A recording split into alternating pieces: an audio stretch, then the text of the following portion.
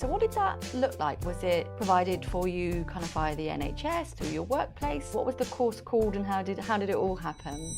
So just starting from the beginning, I graduated with a psychology degree, and with that degree I was qualified as a low intensity psychological wellbeing practitioner, PWP for short, and I worked in that role for a couple of years, and by the 2-year mark I started feeling like I was itching for something more. I think I felt like I needed a bit more of a challenge, and I noticed a gap, so I was going to CBT therapists, asking them how you'd assess for PTSD, and then CBT just felt like a natural progress, the next step.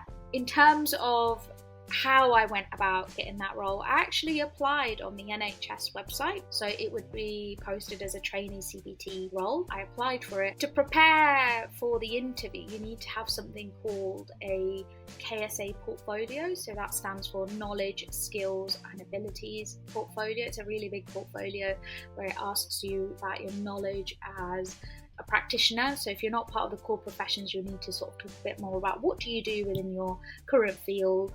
It also looks at your skills, so things like basic principles like collaboration, working together. So as we know, NHS is very multidisciplinary.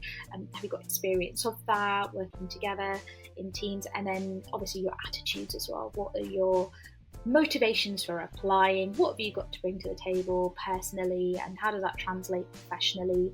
And once that's submitted and they've had a look at it, then you get onto the training after you do some interviews. So it's quite a bit of a process, but it can be done if kind of methodically put that work in. To watch the whole episode, head to YouTube, where I am Dr. Marianne Trent, or wherever you get your podcasts, search for the Aspiring Psychologist podcast.